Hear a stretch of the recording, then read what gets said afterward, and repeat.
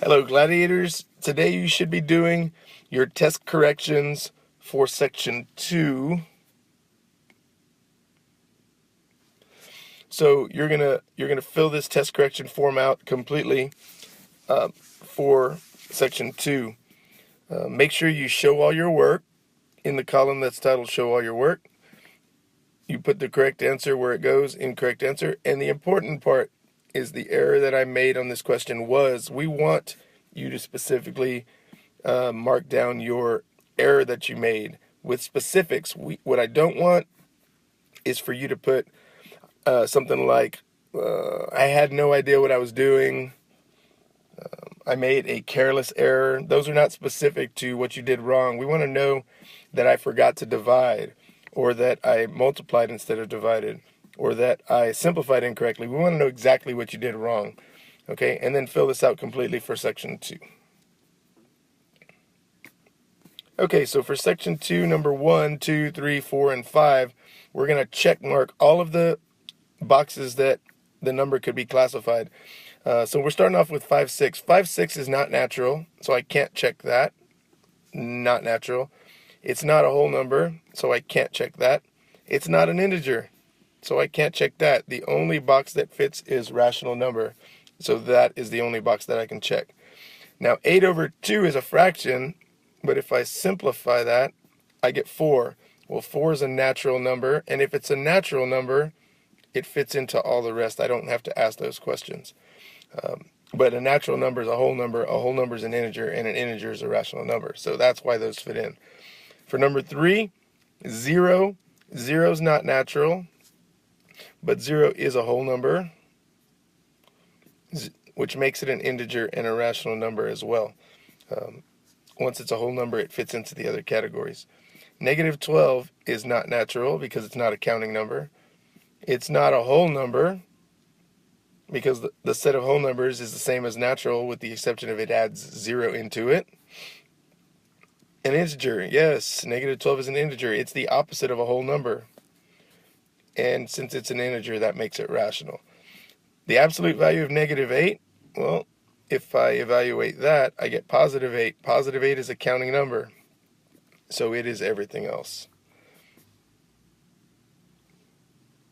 If you struggled in this part, you're still struggling with the definitions. You need to study those definitions.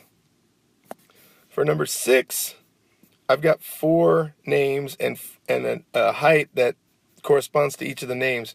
So the Robert's height is 120 divided by 2. That's 60, so it's a whole number. Oh, I apologize, I didn't read the question. Which student's height is a rational number? So we're looking for a rational number, but it cannot be a whole number. So it's got to be a rational number, but not a whole number. Well, 60 is a whole number, so we know it's not Robert. Ashley is 123 divided by 2. 2 goes into 12 6 times. 2 goes into 3 1 time, but I have a remainder. So it's rational, but it's not whole. Ashley has to be my answer. And that's the explanation. It is rational, but not whole. And you can have lots of explanations. You could say that it is not a whole number. 61 is not a whole number, but is rational. You can say you have a fractional remainder, and that makes it not whole. There's several different possible answers that you can give us on that one. Which graphic organizer correctly groups the following numbers? So we've got 3.4, we've got negative 2, we've got 3, and we got negative 1.2. So I'm just going to group them off to the side.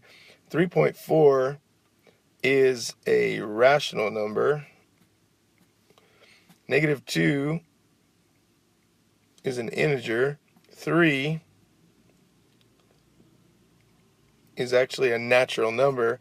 And negative 1.2 is a rational number. So let's see where that fits. 3 is a whole number. Oh, we don't have natural numbers here. I apologize.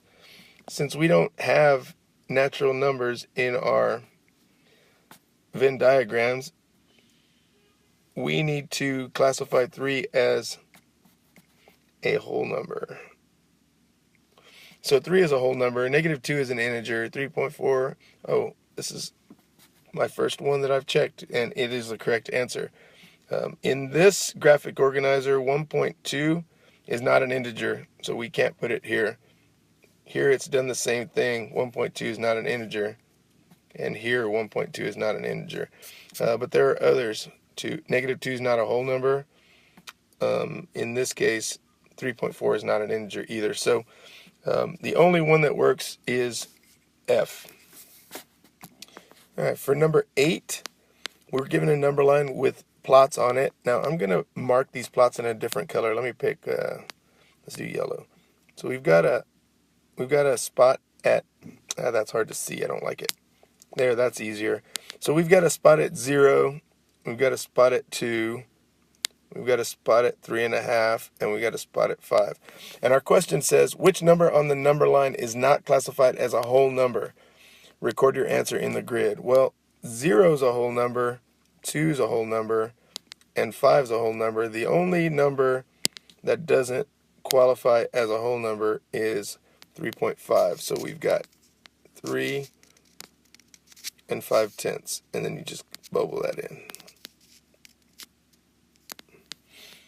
Okay, and the last question, number 9, determine which of the following whether the following statement is true or false. Defend your answer, which just means to explain why you think your answer is correct. All rational numbers are whole numbers. All rational numbers are whole numbers. Okay, so I've got rational numbers. Let me come up with a rational number that's a whole number. 2. That's a rational number, that's a whole number. But I can come up with rational numbers that are not whole numbers. Negative 2 is a rational number because I can make a fraction out of it. But it's not a whole number because it's an opposite. Also, any decimal, 2 3/10.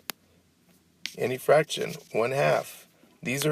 These are all examples of rational numbers that are not whole numbers. So the answer in this case is false. And the reason is because negative numbers are rational but not whole. Decimals are rational but not whole. And fractions are rational but not whole. So you've got your explanations. Make sure you fill out your correction sheet completely. Make sure you list any mistakes that you've made and how you did it. And then give that to your teacher at the reteach sessions. All right. Have a great day.